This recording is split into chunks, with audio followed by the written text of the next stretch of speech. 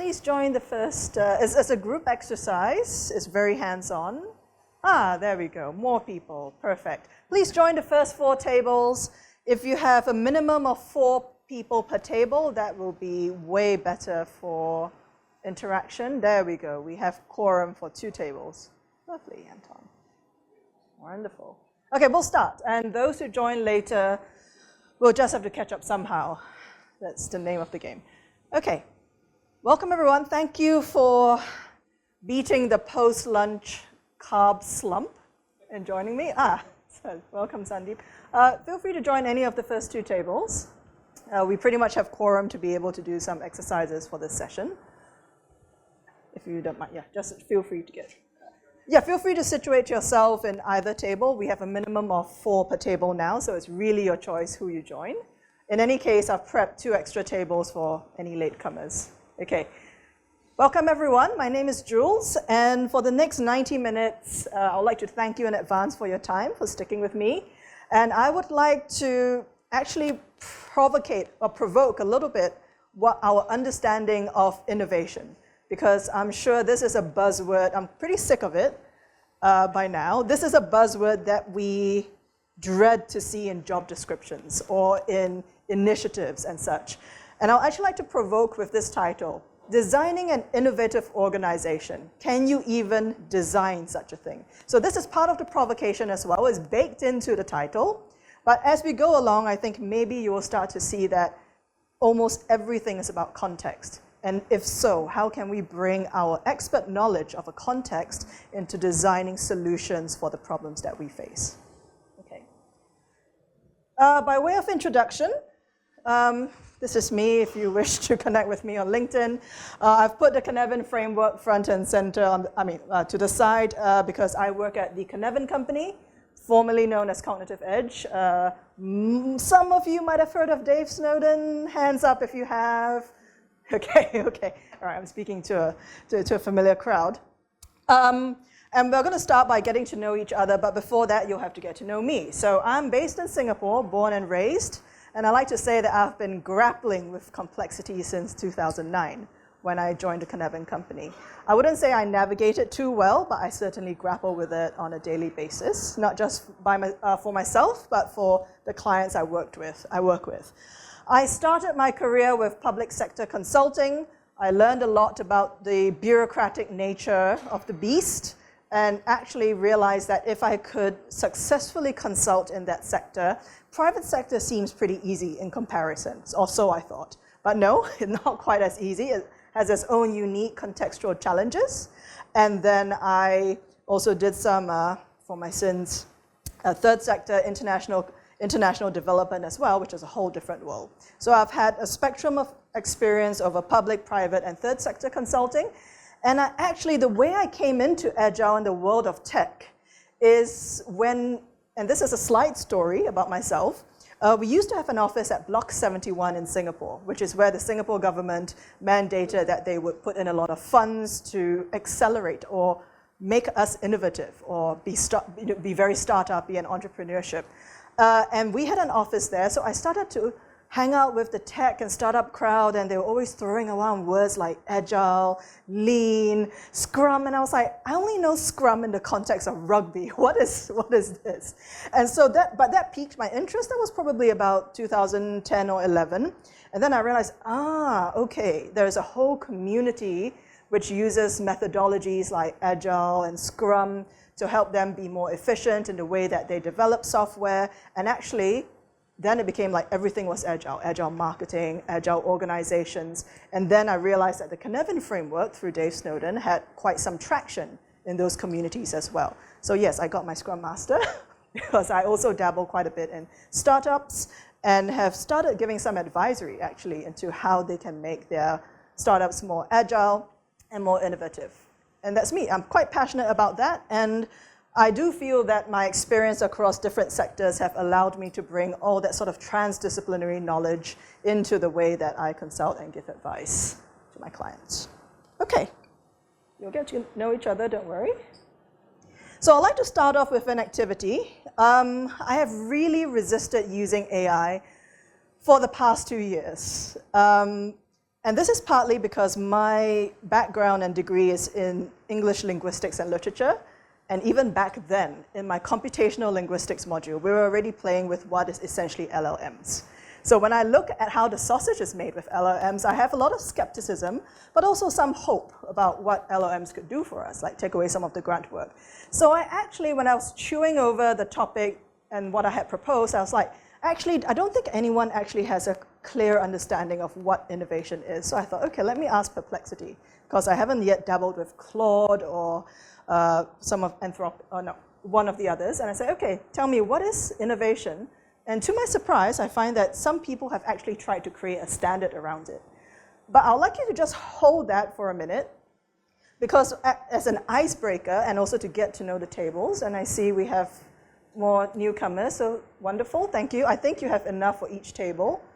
As an icebreaker, think about individually what you understand to be innovation, and describe it in a few post-it notes, and we'll take about 5 to 10 minutes for you to think about that. You can describe it however you want.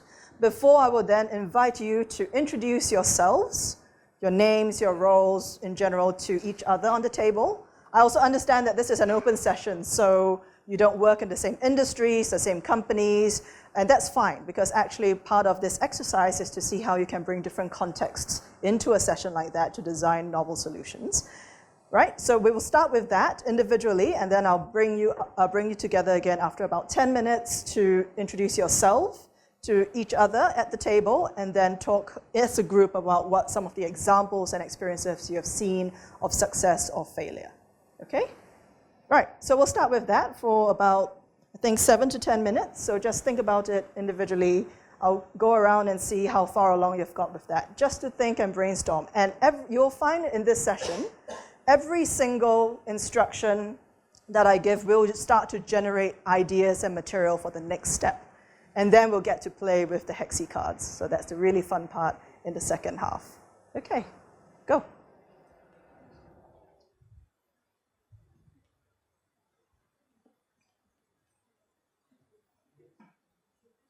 Yes, as individuals, describe, you can keep it in your head if you wish, but write a few descriptions or words about what you understand to be innovation based on your experience. I love it when people are visual representations of it. I find it actually the most provocative, because everyone will have different interpretations of images. All right, I'm going to set a timer.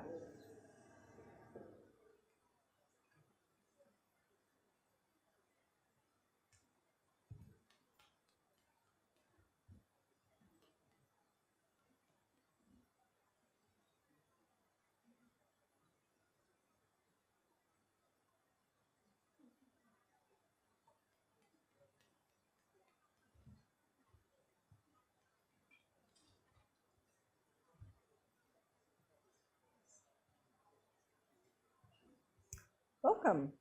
Please join one of the tables. Back. Okay. Yes. Okay. So, yes, we've just started, so don't worry.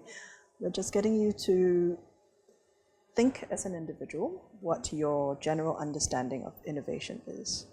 Yeah. Whether you brainstorm in your head or just write it down, it's absolutely fine. Wonderful. Okay. Okay.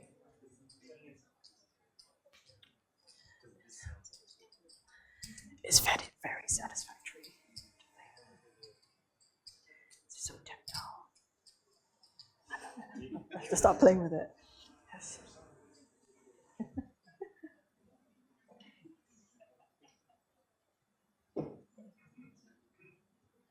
Okay, so we'll give the newcomers a few more minutes to catch up. But if you're more or less, as an individual, have thought through some of your descriptions, could have a show of hands, but I think most of you have started to think of that. Yeah? Okay. Okay.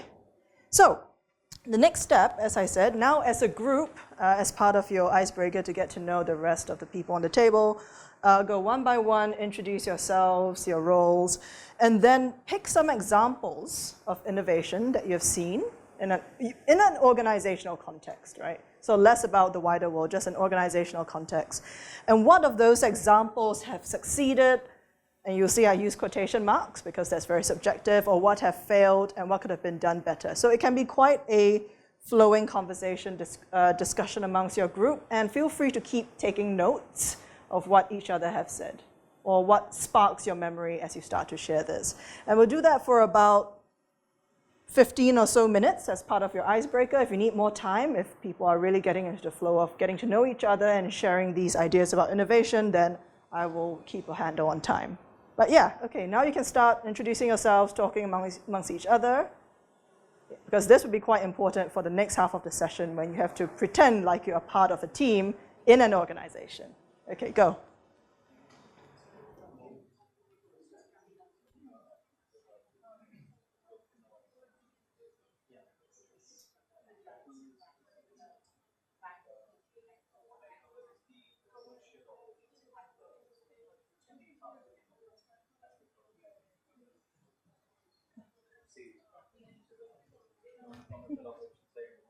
Hi. Thank you for joining. Thank you for joining. No problem. No As a problem. volunteer, so I got Yeah, if you'd like to join. I'm supposed to join here. Yes, yes, of course. Oh, to help. Oh, if you want to join the exercise, it's also fine. Yeah, yeah. Yeah, okay. Thank you.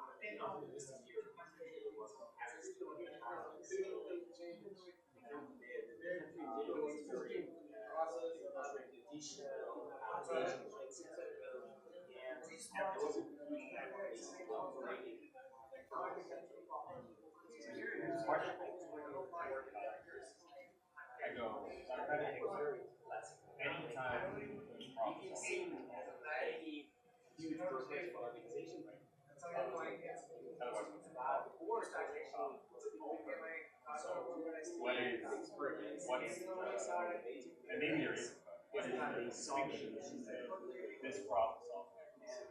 Needs a lot of experiments and one experience. In my opinion, the demo was innovation. We decided to involve product owners here to report directly to the CEO.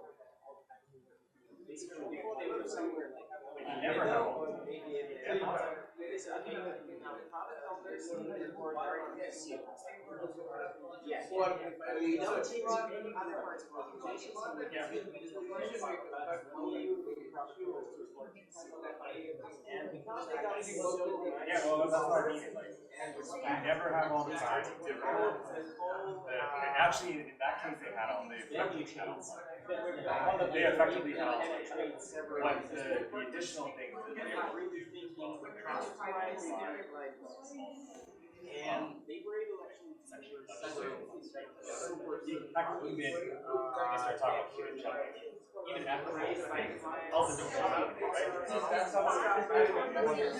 I go, what something that I can mention is problem solving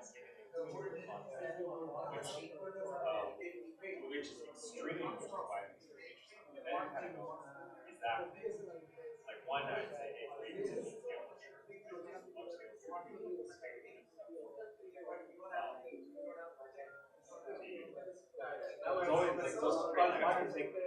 It's kind of like it is here.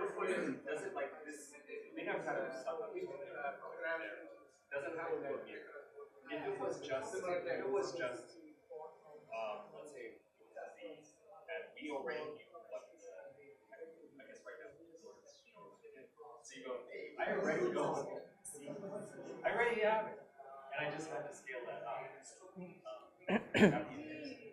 Okay, you have about 5 minutes or less, depending, to wrap up your introductions to each other, your examples. I hope you were taking lots of notes of what people were saying.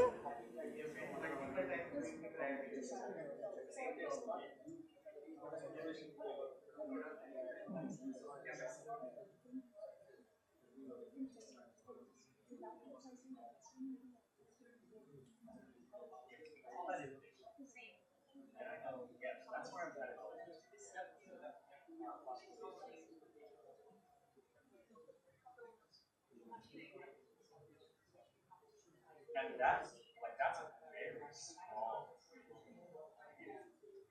Usually, actually, most it's very rare to actually. Like, it is why I was thinking something about LM. It's like make that sense. Humans won't do this. Almost nobody. Everything.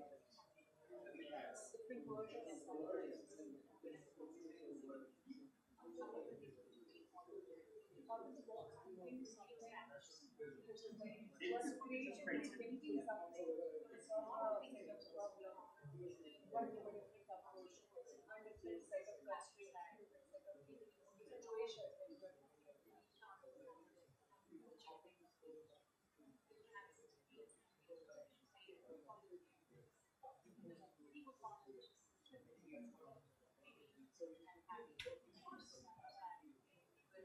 Okay, yes, we're about that time. Sir?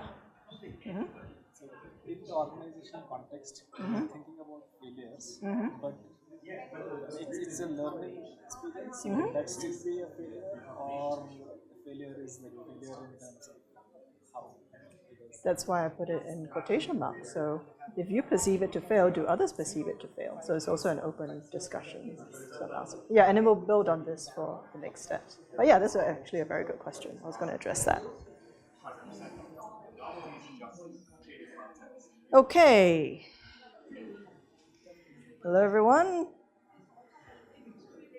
So after about 15 minutes of introducing yourselves to each other and sharing examples from your experience, how different or how similar are your group's understandings of innovation?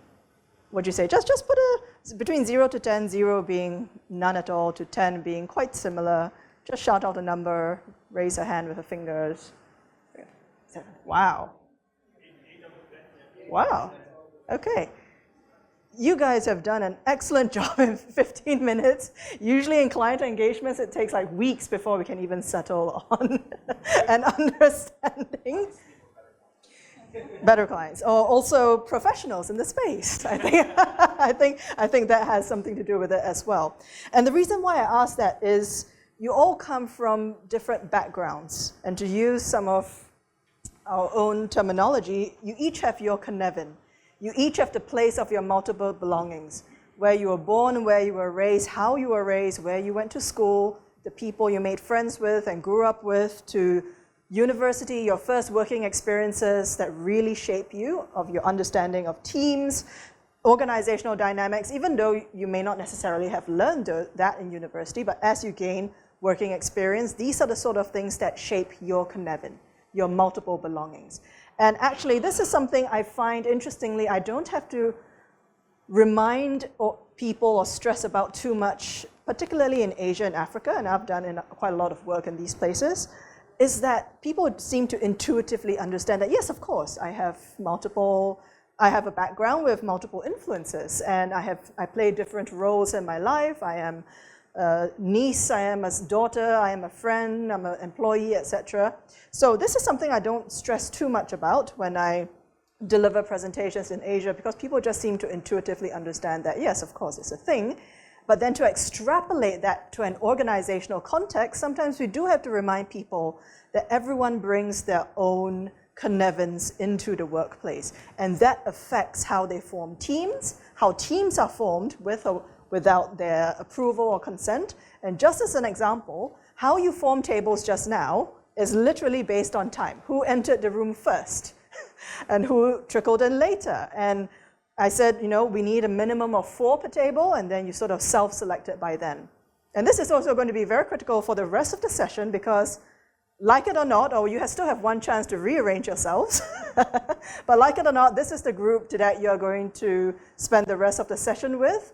And it's slightly important that you have this icebreaker, is because you would have shared enough about your experience and context that I would hope you would want to choose one of your table mates. You can anonymize the client, of course, or compile a fictitious client or team or challenge that you're working with. But we actually want you to simulate something that you've heard. So whether someone shared a client story or a team story, just pick one out of all that was shared. I know you had many examples. I could hear some of them. Pick one that you'll like to work with for the rest of the session, because we're actually going to use the HEXI cards and the acrylics on the table to start designing solutions to create a more innovative environment for this client or team that you have chosen to work on. Of course, this is a simulation.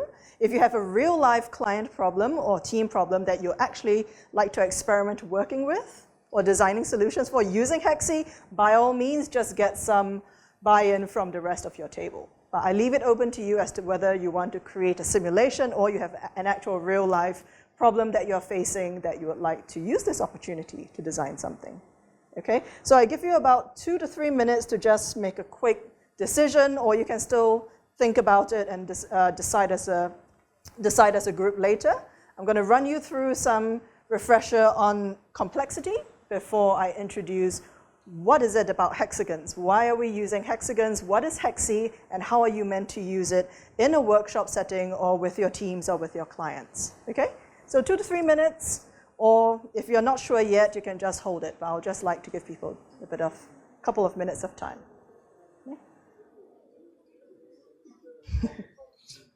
And I hope you took lots of notes of what each other was saying, or be able to recreate that at some point.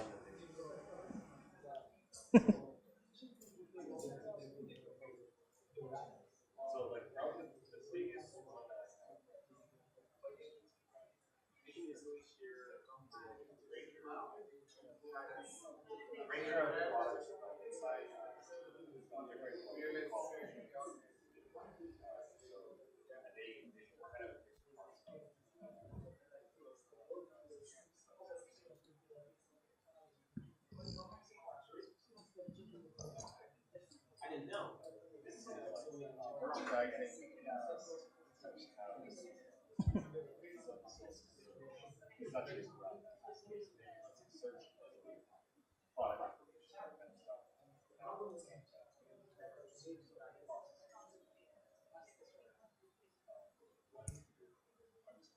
Okay, about another minute to wrap up your decision, and then I'm going to run you through quickly complex systems.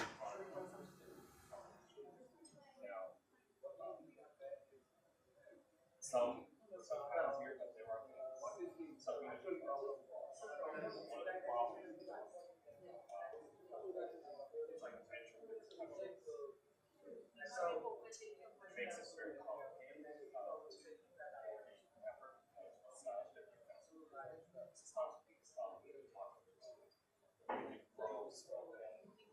yeah, just style also like Yeah, this is just a little bit of homework. Don't worry, I have the answer sheet.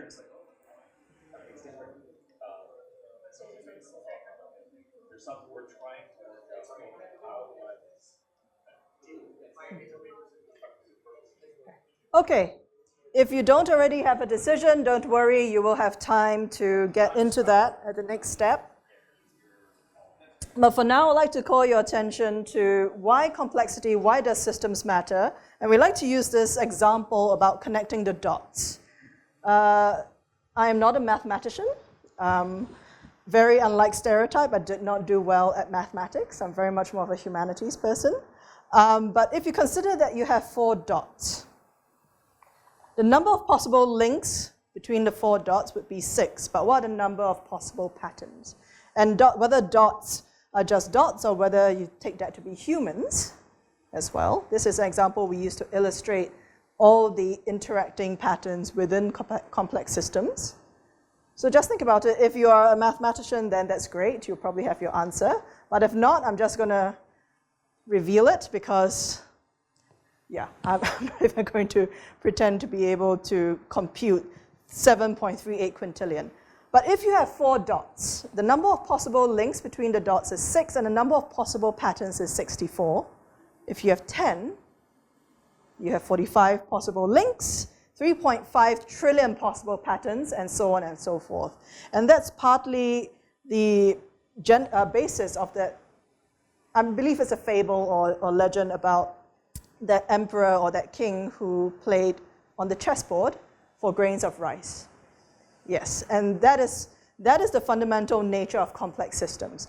The moment you have more than one, right, 2, 3, 4, even just 4, you think it's not that much people in a team. But when you consider that the number of possible links between a team of 4 people is 6, and the number of possible patterns is 64, if you're working with an organization of 10,000 people, yeah, I'm not even going to pretend to start to compute that. We may need quantum.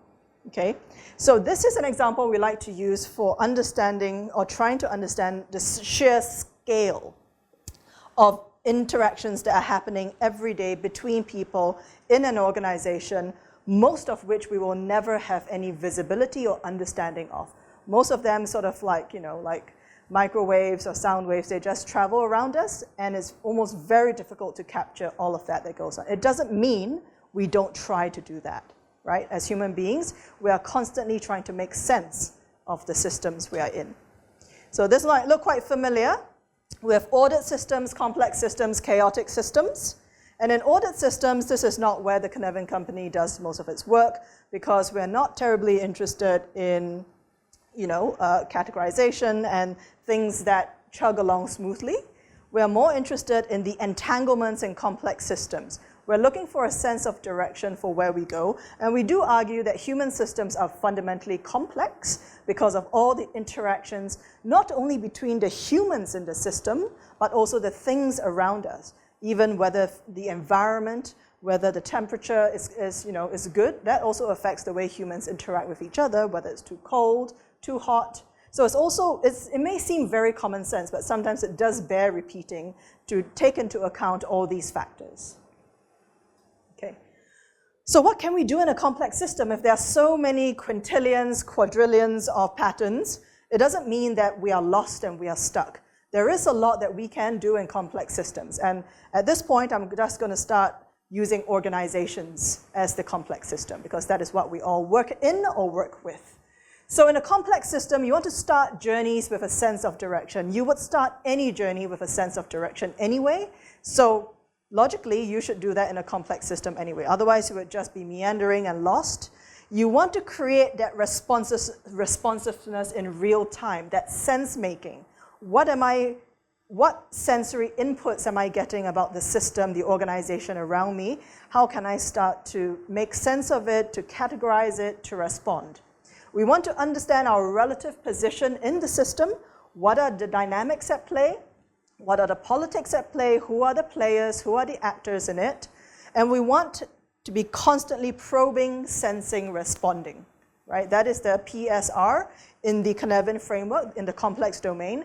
And you might think, oh, that sounds like a lot of work to be constantly probing and sensing and responding. But if you take a step back and think about it, we do it naturally in our human relationships anywhere. I'm going to use one of the most basic and, not primal, but one of the most basic that we have in human nature, which is that between parent and child, particularly mother and child. Now, a mother may not think she's constantly probing, sensing, responding with her child, but in reality, that's what they're doing. Right? The feedback that you get from your child, are they hungry? Do they look happy? It's the facial expressions, it's the sounds. And until the child can talk and communicate, that is what's going on mostly between a parent and a child. You're constantly probing, sensing, and responding and acting accordingly. Okay? And we tend to forget that we do it naturally, and we seem to forget all that human knowledge that we have in our personal lives when we enter the workplace and when we work in organizations. So this is also a bit of a reminder to also bring our humanity into the workplace, because we are not robots. We're not transhuman yet, so we're still bringing all of our humanity into the workplace. And it's far better for us to acknowledge our humanity with all the flaws and with all the good points, and to be able to bring that into the workplace so that we can create more innovative and efficient organizations. And also in a complex system, and this is where we're coming on to HEXI and why hexagons, is that we need to decompose and recombine novel solutions. By which I mean, when you decompose something, whether it's a framework, whether it's a methodology, you're actually thinking of the smallest unit of information or logic within it, and then you can recombine different things. So just to give you an example, can someone think of a core component or element in Scrum? Okay, maybe I'll give it to you. A sprint, right? A sprint is a core component in Scrum, but it's not Scrum itself, it's just one component. Okay, now that I've given you an example, start to think. Any other methodology you might like that you use, from Scaled Agile, Agile, anything. So, right, sprint is one from Scrum. Someone give me something else. Yes, that's right. A time box, for instance. These are some of the smallest units of components or information about each methodology or each framework, right? Start to think. So when we say you decompose a method or a framework, you're looking for the smallest units of information that can stand alone within that framework or methodology. And what you're doing then, if in the hexis that we're going to play with, is to start to recombine these small elements to create something truly novel. Some people call it cross-silo. Some people call it transdisciplinary. In reality, humans are very good. They're actually very adept at making these novel, abductive connections between things, between the books they've read, the knowledge they've acquired over the years, which is why we actually find that people in their late 30s to 40s, as they start to synthesize a lot of their knowledge from books, from learning, but also from experience, that they can start to bring together these novel combinations. So here's one example. For instance, if you are in a more marketing role, for instance, and you are charged with, making our marketing more agile, whatever that means, to be honest. And you might say, okay, actually, a sprint is a great thing because you have focus on a specific initiative or task. Okay, we want to run a sprint to clean up the email platforms that we use for our email marketing, okay?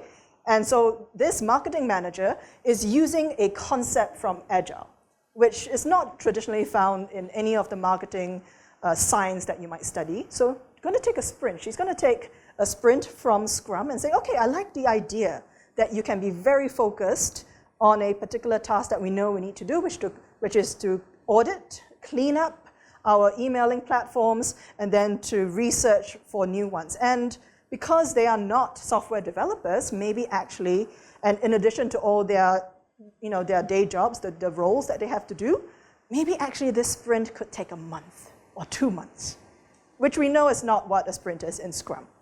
However, they also want to be able to time box this sprint.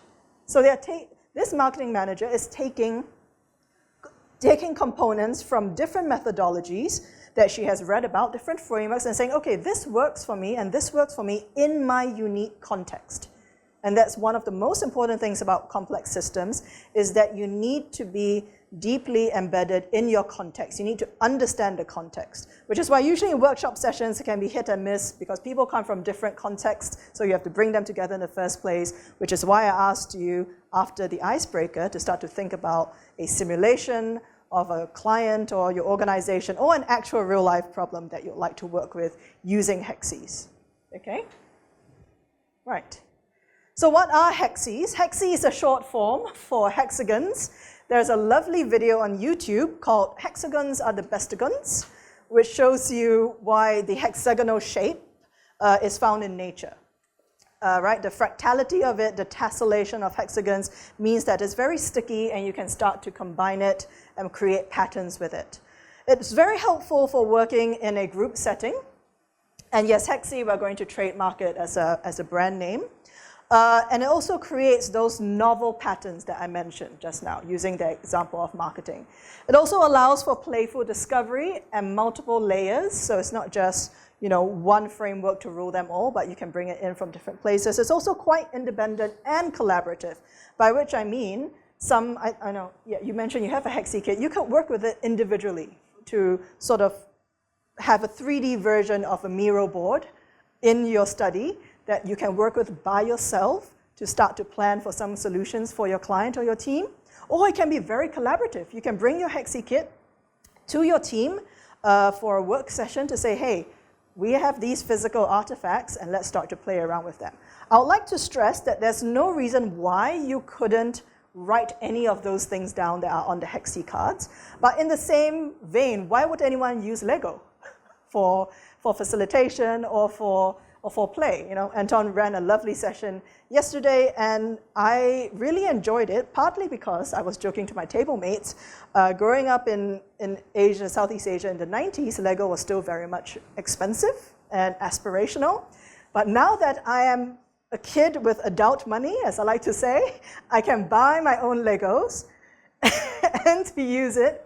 And you actually realize that humans learn through tactile discovery as well. So yes, there are absolutely no reason why you can't do any of these virtually, but if you have physical artifacts like these, and if you can work with people face to face, then we actually find there's a lot of different energy and people can spark off each other, and those ideas can really come together to form novel solutions. So this is why we use physical HEXIs.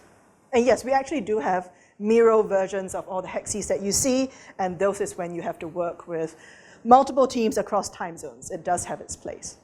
Okay, a few more things about HEXIs is that they scale in complex systems. You can use it to encourage experimentation, and critically, you can have multiple methods, multiple tools, and multiple sources. I have placed on each table at least 2 cards from Comic Agile, so that will be Lukshan, whom we work with in Europe quite a bit. Lukshan and his team are pretty well known for creating humorous comics about what Agile culture is like. It drives home the point without being too confrontational, and almost I feel anyone who works in this context can relate to the drawings in that. What this means is that we can use Lukshan's Comic Agile cards when we are starting to work with clients or teams to say, okay, if we want to transform the Agile culture in our organization or team, what can we do? How can we use a certain one of the tools, the collaboration over tools, for instance, and processes? How can we start to evaluate that and reflect that? So that's what HEXIs allow for as well. You can take multiple sources. It just doesn't just have to be Comic Agile. It could be Scrum, and we are working with Scrum Alliance to release a special version, a specific version of their kit as well. Okay.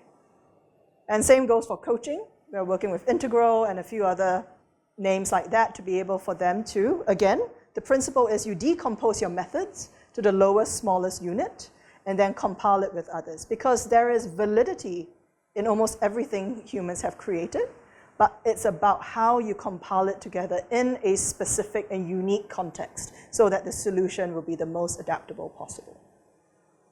Okay, so a broad workflow for the next half hour or so is that you have one last minute to decide on your simulation or your actual example. And you should have written down quite a few ideas, the challenges that you already have, okay, about the situation that you face around innovation. I would like you to start labeling them. So don't worry too much about this slide because this is just a workflow to show you what you'll be about to do over the next half hour. Okay, Yeah, we're going to start here. So the questions, the challenges, the areas, the problem that you have started to decide on, please decide on that. And then we're going to get you to start clustering them together. So this is to see the similarity of the ideas that you have come up with, okay? If you already have that, then there's no need to do that clustering. What we want you to start doing is to start looking at the different cards on the table. What I did before this session was to curate a bunch of cards that relate to innovation. Amongst the kinds of cards we have are, some of them are humorous quotes, some of them are different frameworks, some of them are different methods about what you can do to foster an innovative environment. Okay? So the first thing to agree on is the context you're working in, the actual problem that you're trying to solve. Okay, and you should probably write that down on a piece of paper, get the agreement, and from there start to brainstorm for different ideas based on the cards that you're seeing about how you can start to design an innovative environment. This is not the full set of cards. I will come by with the rest of them to just give them to you. I wanted you to get familiar with a curated set that I've already taken out first. Okay? Okay, there you go. One of the challenges that we started looking at the perspective, and these problems and they do wait problems and one of the problems there's difficulty to so much order process grasp. These are big. They out of that multiple separate Yes. Thanks. Yes. Yes, sure.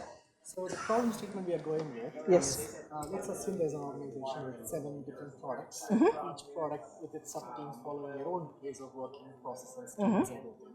For whatever reason they decide, we need to bring consistency in how we work as an organization in our ways of working.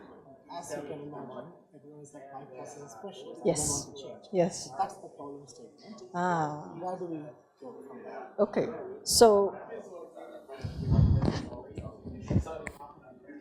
you have the problem that you are facing, say, as a coach or consultant, is that the 7 teams cannot agree on which is the best process to be consistent.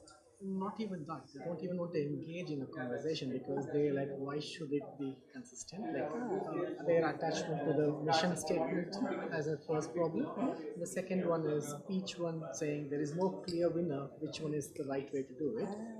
So I'd rather stick to mine, let the other team change. Okay. So that there's more things that will flow around, but these are the core problems. Wow, it really goes 0 to 100 in terms of difficulty. Oh, honestly, this also sounds like a real life problem as well. Excellent. Okay, so what happens then is that you're really starting from scratch because it sounds as actually about the psychological safety, about the lack of trust, lack of networking in the organization, And you will find some of it here. That's why I'm going to bring the full set for you to look at, because We already found Genba yes, as one, so exactly. that's one. So in addition to the curated set I give you, I'm going to give you the full set. There's a lot of stuff around actually just knowledge mapping, sharing stories as a way to prepare the groundwork to get people more comfortable with each other. Because if you've identified that the problem is actually about lack of trust or psychological safety, or even maybe they don't even know other teams have different skills or whatever, then you really have to start from scratch to stimulate the networks and to facilitate those conversations. Yeah. So you're How do we use these cards to do that? So you would say, okay, actually, I feel that we don't, okay, we feel that actually the 7 teams don't have a shared vision of what Why the we need to company, do that? yes. So why don't we use a method like future backwards? And this is why the cards have the basic description, but then also the full thing, QR code, is to say, okay, instead of trying to tell them what the future should look like, we get them to work together as 7 groups, 7 teams in a workshop to say, run this method, and then let's see how different or similar or somewhere in between the 7 different visions of the future are. And then as the facilitator, I will try to hold those that are already closer to each other closer. Right. Okay, we don't separate them, of course, but we're going to see where we can actually act without being too confrontational. So you say, So like if we have all these cards on the table, each one basically takes like, does it apply to this problem? Yes. And if yes, we basically keep yes, it and, together. and because it's not sticky, you can rearrange. That is why hexagons can do like this.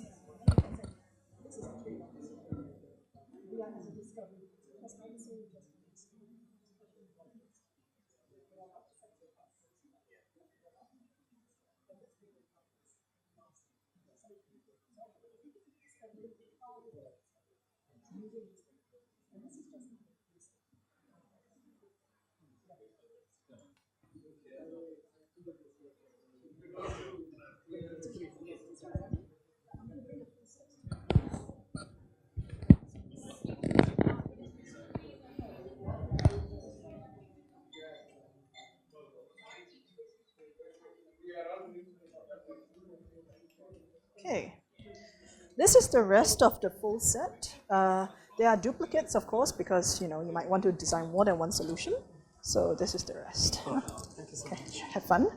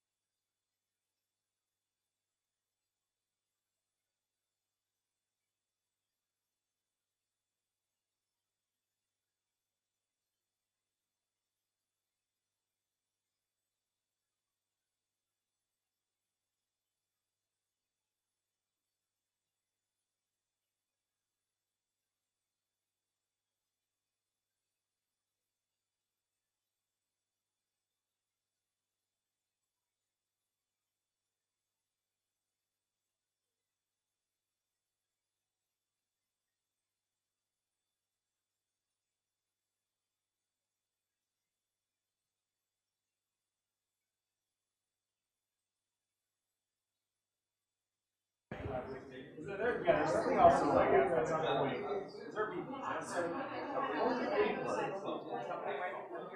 Yeah, exactly. So there is this kind of play up element there, but it's almost like this is the first obstacle, you know, or this feels like there's something like the first move you make, probably you don't want to. Okay, everyone. I think time really flies when you're playing with cards, with physical items. Some of you have really laid stuff out. Some are still discussing, but sadly that's all the time we have. 90 minutes is not enough to really get stuck into things. How do you get what? I want more cheap. I know. Yeah. Okay. Well, hello, everyone. So sadly, I only have about 14 minutes to take you into the actions phase or introduce the actions phase to you to complete the logical loop here. And thank you for all your time and attention so far. I like the energy that I'm seeing and lots of the questions as well. And someone from this table asked a very good question. So yeah, we can be playing and planning and using this in our planning sessions, but how do we actually go from brainstorming to action? Because that is the meat of the thing. You are not just playing with these, with HEXIs to create a very nice assembly on a table and take photos and go away and never do anything about it. It is meant to give you a map of what you're going to do. So now it's time to do something. Now, we don't have enough time for you to create a full-scale action plan, of course, but what we do ask people to do at this phase is to give them a worksheet, and in the interest of sustainability, I didn't print out any of these, but you have the template. Also, I had enough kits to carry in my luggage, so I didn't want to carry paper as well, is that we actually ask you to think about, okay, now that we have an assembly, a map of what we would like to do, how can we actually lay it out so that we can see the evidence of learning and success? And please note that this entire worksheet is not done as an individual. It's actually the group who will discuss and agree about the actions before they commit it to paper. And then from there, we can have our project plans and action plans about how we're going to implement these actions based on the planning that we've done. So we also ask people to think about questions like, if positive signals emerge from the experiments that we're doing, how can we rapidly amplify it, right? But at the same time, are there signs that we need to terminate this experiment because it's not going according to the evidence of success? So these are sometimes quite difficult questions to ask at the action planning phase, but all very necessary because it means that we have an idea of what it takes to run these experiments in our company, in our organization. It also helps you be very aware of the roadblocks, the barriers, and the constraints. So this is really what the function of this planning stage is about, is to get out in the open, to have some kind of written commitment or recorded commitment about the actions you're going to take, and also as a reference. Because as you start to run these actions, you can refer to it and say, okay, we really need to terminate this experiment. It's not really going according to plan because of the signs that we've written down. How can we terminate it? Let's go back to what we did at the planning phase. So this is the planning phase after you have done, this is the action phase after you have done your planning. You would actually sit down with your map and say, okay, we need to do more discovery. What are the actions we are going to take to do more discovery or more sense making or whatever it is you have already discussed, right? We sit down with it and then we start to plan and then we start to run with it. So again, I'd like to reinforce that in complexity, it is about the probing and sensing and responding, which is why a lot of the traditional planning and action plans can be quite, not problematic, it can be quite difficult to reconcile because it requires traditional cycles, it requires quite a long timeline, and then by the time you're stuck into it, you might be over budget, and then all those problems arise. So if you are able to start running more agile, and I use it pun intended, if you're able to start running more agile experiments in your context to say, okay, this can fly under the radar, and let's see what emerges from this. Can we foster or create some innovation from these smaller experiments that we're running, rather than having one grand action plan. See what emerges from that, and then we keep sensing what comes out, and we keep responding. So it's almost like a constant iteration, and it's really not as tiring as it sounds, because as human beings, we're naturally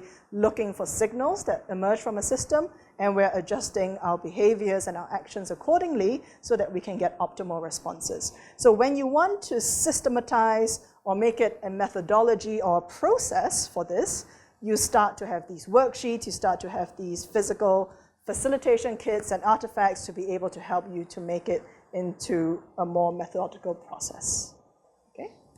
Okay, I've been told I only have about 10 minutes. I feel that people were still discussing this a lot, so you have a choice. We can either start to look, if you really want to design some hypothetical actions or simulate actions based on your simulated case, feel free, but otherwise you can continue discussing the cards, playing with them, and or we can start to take some Q&A to wrap up this session. Okay.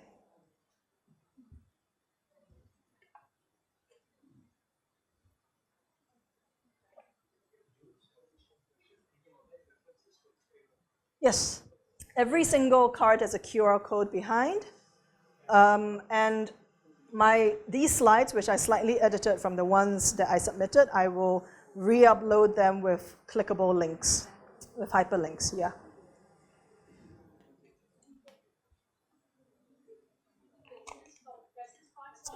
Is your question for the room or just for your table? For the table, sure. Yeah. We play some cards based on this problem we described to you. We think these are things is relevant, so there's more we could do. So next thing is we don't know how to use these. Okay. And also how these are connected to each other. So Okay. So these are unidirectional. These are unidirectional. It points like this goes to this, this goes to this. These things are connected. You will say these two things are connected for our reference. We need to pay attention or be, caution. Or here it could be slow down, stop, take time. And then this one is, it could go in both directions. Like these two things, you need to it goes, the flow of information goes back and forth like that. Okay, so these are what the symbols mean. To say, okay, yes, after this is, so to show you the flow. So you can say, we want to run interaction design, but only after testing the coherence, like that. So, one question. So, you see, there are many tools, methods, aids, right? So, how do we relate them here? How do you Relate them here. relate them? Okay, because you could say, we can say, okay, maybe for the discovery phase, we need to look at methods for discovery. Like, we need to look at decision maker needs, okay? And then and because of that, we need to create a human sensor network of decision makers. Once we know their needs. So you go at phase-wise. Yeah, you can go phase-wise. You can say, because that was the question I asked at the beginning, are you at discovery phase? Or sense-making phase? Or maybe actually you're in between. Sense-making is when, okay, I like to say every person has their own reality of the world they are in. But once you have a group of 4 or 5 or a team, everyone has different realities, and you have to make sense of all your realities, which is why that slide about the dots, if you have a team of 4, you already see 6 possible links, 64 possible patterns, which means how many possible realities are there? It starts to get mind-boggling. So this is what we mean by sense-making. It's not enough to just have your own reality. You need to be able to work with others' reality. Actually, when we start to make better sense of those realities, then we can start to see the solutions that because you realize, maybe the way you think about this is very similar to mine, but we didn't know it until we make sense of it. So for sense-making, for the sense-making phase, you can say, okay, actually, we really, really need a tool to have this knowledge between here to here. And this is very much sense-making rather than discovery. Or it could even be discovery, who knows? It depends how your context is. So as a group, when The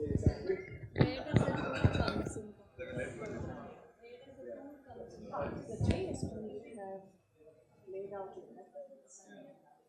So,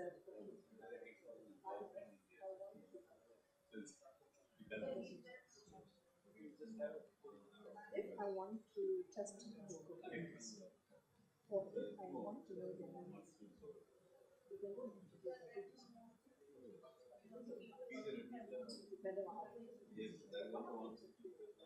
this one is online, it's fast, it's watching.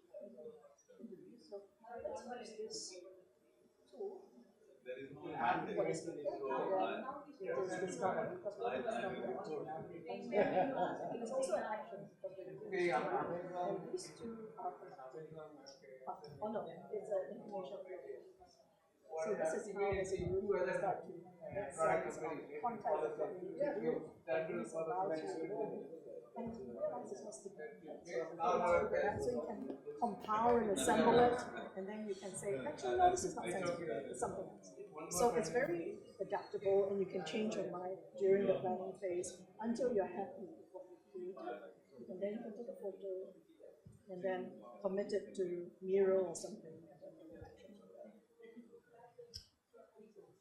And again, as I said, you could use paper for all of this. You don't need these cards, but it's a good way to get people engaged, to get them part of the process and make better sense. So when we most of the cards seem to fit the problem, so you end up with a massive pile. It's entirely possible because this is just the Canavan pose and our methods, but where's the Agile ones? The atomic Agile ones. There's somewhere. So that's why we are working with Scrum Alliance, Atomic Agile, and different kinds of coaches to create their own cards, because cards for coaches will be different. They have different methods. Cards for Scrum will be different. Cards for Agile, etc., etc. But actually, in reality, every consultant or facilitator draws from different tools and different methods to bring it together. So it's just a shame that we don't have this in full production yet. These are prototypes. But this, if I could bring an Agile kit to an Agile conference, that would be amazing. But this, again, works for most. How to use these? These are quite, even for me, I find these to be quite intellectual. Frameworks. Yeah. Yeah. Yeah. The base is the same, but it's just different kinds of commitments. So if you're interested, you can scan the QR code behind and get a whole huge wiki. So again, most workshops don't have the time to read everything, but it also means that people can make a note. So that's one takeaway. I'm assuming as an organization we have a lot of ideas. If there's an opportunity to bring them into the table. Yes, exactly. That's really helpful. We are subsidized for the Okay. Any final questions? Because the next, I can see the next session is we're trying to transfer. No, don't worry. I will. If you stack them up, I won't object. If you put them back in a stack, I won't object. And I will be here until about 7 p.m. before I have to leave for the airport, so I can be near the registration booth for you to come and play with these cards. But any final questions before I have to close this sadly too short session to be playing with cards? If not, then you can also find me outside. Jules, one question I have. Yes. So does this methods constitute of all the methods we know? Means my worry is we miss out on some methods that can actually be helpful actually. Okay. This is possibly the entire point of HEXI is that you can bring in all different kinds of methods, from coaching, from Scrum, from Agile, whatever other frameworks you want. The ones that you see right now, we call it the base kit because these are Canavan methods. Cynefin and complexity methods. So sadly, I couldn't bring the Agile, comic Agile one because it's not in full production yet. But if I could to an Agile conference, that would have been amazing. Then it will have slightly more context there. Okay. Okay, thank you.